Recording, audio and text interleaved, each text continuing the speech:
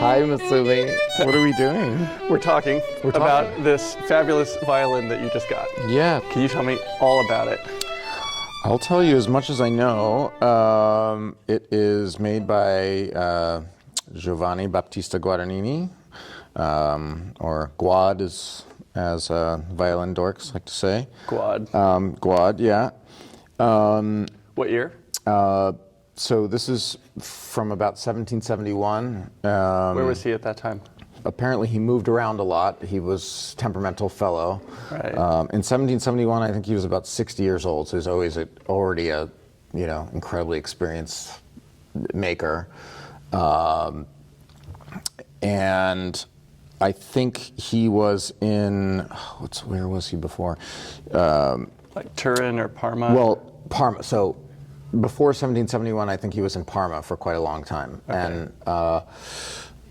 the Turin Guads are kind of the most,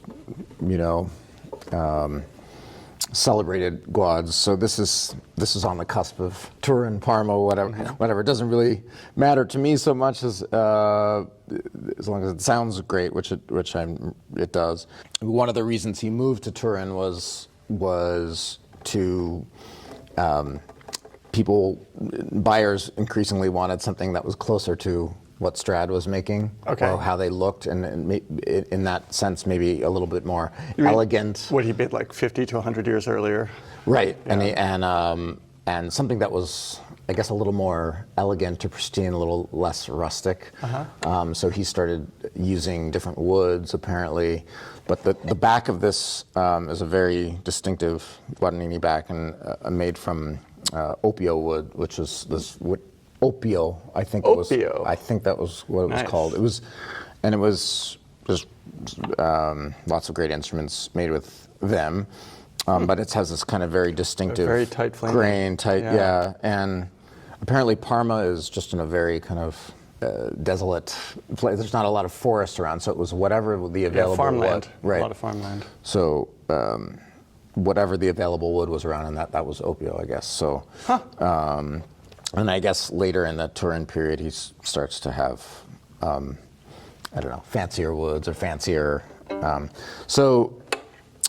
other cool thing about this instrument is the F holes are this unique teardrop shape. A lot of instrument makers kind of put their own design stamp with their F holes. Just at the lower end of the lower end, yeah. But also I think the top end is also basically the balls of the right. F. It's just kind of a nice egg shape, yeah. And it's very distinctive and pretty, and also the orangish varnish is also kind of very distinctive. So the scroll is not original, but okay. But everything else is. So. Yeah. What were you playing before this? So over the last, 10, 12, 14 years, I can't quite remember. I've been playing on 3 different instruments by Sam Zygmuntowicz, who's a great living maker in Brooklyn, New York. Yeah. Initially, I bought one of his old fiddles from a colleague, and then I kind of wanted my own. I had commissioned one based on the Kreutzer Strad, 1727 Kreutzer Strad, that's owned by Maxim Vengerov. Okay. Just a beautiful, bright, sizzling sounding instrument. And I played that for many years. And then in 2020, during the pandemic, I had sold an old violin and put in an order for a brand new one, just to have something a little different, and got a kind of a Guarneri model that I think in the end, I started playing more and had a denser sound. But that's so recent. So yeah. So then what happened with this? If you weren't looking for, this is a totally different market. Yeah. Well, I think one of the reasons I turned to Sam was because I had been through a sort of a search earlier for, a wonderful old Italian instrument, and it just seemed completely out of my range, and a little bit scary, and many colleagues had Sam's instrument, and I got to know him, and many trips to New York and Brooklyn, and I like the process. I like the fact that, you know, I can have contact with a living maker. Yeah, I get to incredible. visit his workshop. Yeah. I have videos of him with the first violin, you know, bending the plates like right in front of me, which scared me to death. Just taking. You like the ribs? No. Taking the top of the instrument, which is, it's, you know, when you hold a violin, it has a certain weight when we hold our instruments, but when you just have the separate top or bottom plate, it weighs nothing. It's like one of those paper airplanes you used to get as a kid, balsa wood. And especially the top spruce. right, Yeah. and he took it in front of me and like twisted it like a good 30 degrees either way. I mean, basically to show that the wood is supposed to be that flexible, and so it kind of freaked me out a little bit, but I think he knew what he was doing. It's not like he's gonna like snap it and No. then make a fiddle out of it for you. No, so Moving the plates. Oh God.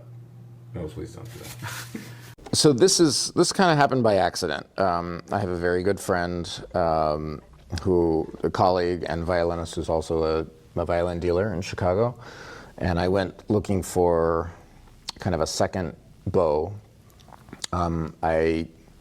Up until recently, I owned I was lucky enough to purchase a beautiful Tourt, Francois Tourt, kind of the Strad of bow making.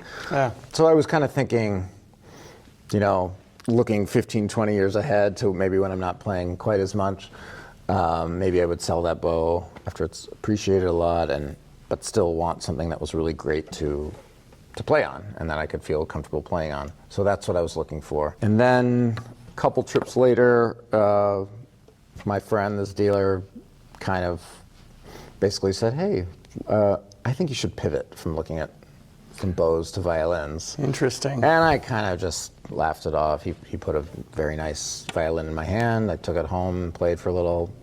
There were some nice qualities, but it wasn't a thing. And so I was like, oh, phew. And then I went back. Then I went back, and he's like, get the Guad. And he took that out, and I played a few notes, and kind of, you know, it's like that thing where something turns a little bit, and I was like, come on, this is okay, sure, you're gonna let me take it home for a few weeks, sure. Not really thinking anything, and then, you know, as I'm playing day to day, you just start to think, how does this make sense? Yeah. Is it possible? And also, is this what I really need now? Is this gonna really do something? And so the gears were turning. Gears were turning. I mean, That's a big trade-off because, like, your bow is that's such an integral part of your sound, and if you're gonna. Well, that was even further down the line. I mean, see. there's the part where should I make a switch at all? Yeah. And then the other part was like, how the heck financially could I make this happen? So that's a whole separate process that it's not just me, it involves my wife and my family, and also just practical details about like how do I sell this to get this, and so it's crazy, and it was the whole thing that I tried to avoid for many years. But one thing that's very important to me, I play in an orchestra, a small chamber orchestra, and you know, I have many wonderful colleagues, and my string player colleagues, their feedback is very valuable to me. For the first violin, I got great feedback for one element of the instrument and not for the rest. And so I was like, okay, that's a no. That's a no. And it wasn't just their opinion, but I kind of felt the same thing. I just needed confirmation. For this, I was getting really good feedback. Yeah, no, it's so interesting how Intoxicating. different a violin sounds next to your head sometimes versus how it sounds Yeah. a few feet away, or, you know, how the sound just unpacks. Right, and for me, so the acoustic mechanism from violin to violin can be between two different old violins, but especially between my Zygmuntowicz violin and this are so different initially. Like, it took me honestly several months to just kind of get used to like the sound under my ear? What am I producing? Anyway, it's just a very different kind of beast. When you take it out of the case in the morning, you have to know that there are possibilities. That's like, it's like there's an upside, and that you're not going to be fighting the instrument every day. And I feel like, I guess I would always put more of the burden on myself, because it's like, if you don't sound good, that's your problem. It's not the instrument's problem. But a great instrument can really just like give you confidence, especially in performance.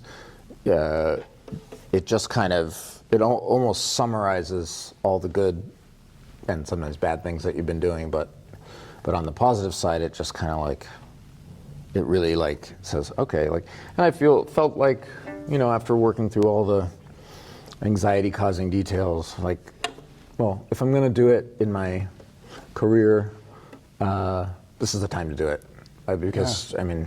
Well, that's really exciting. Yeah, it's exciting. Congratulations.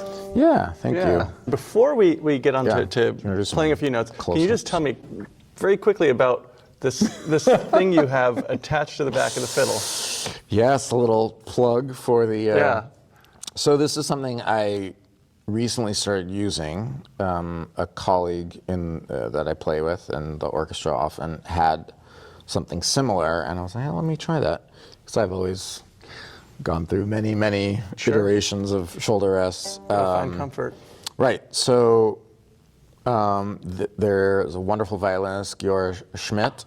Is it Georg or Georg Schmidt, who it's called the G model or G model ultralight.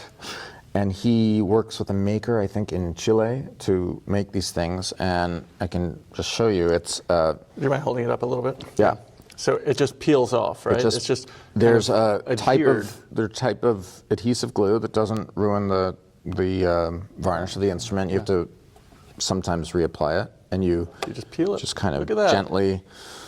I have some little CVS athletic tape here wrapped around just for a little extra grip. Traction. Yeah. Right, okay. But it's super light. And it just basically extends the back of the fiddle. So right. It's a lift. So it feels more like a viola. Well. Minus the C string. Right. It's like more, it's as if, yes. Yeah. And what I like about it is the sound is great. I like that it's completely flat on the bottom, so there's no like stuff. There's no like curve to it. It's just what it is. You can't adjust it during. I mean, you could take it off and on during a concert, I suppose, but you can't. Change the height on either side. It's just simple. It's simple, great. And you figure it out. Yeah. And so I have a couple of them. I have this is a low one that I've been playing on, and then I have a medium height, and he makes a high one, and he makes one for violas, and I think they're fabulous. I've recommended it to a couple friends who are now using them, and trying to get violists interested in them, because violas are so heavy too, and these things are just like they're light. They're so, and so I just to put it on, you just kind of follow the curve of the instrument, and I'm still getting used to it a little bit, but I like it. It's basically feels like I'm playing without, but with a little support. Great.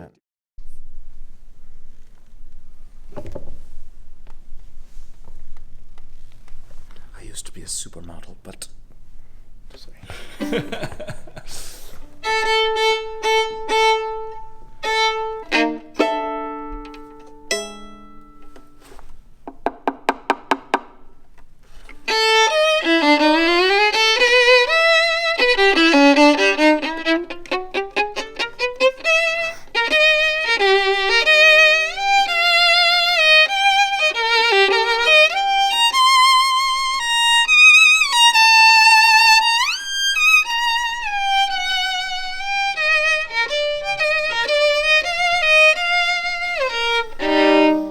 Sometimes his mother, who was a cow,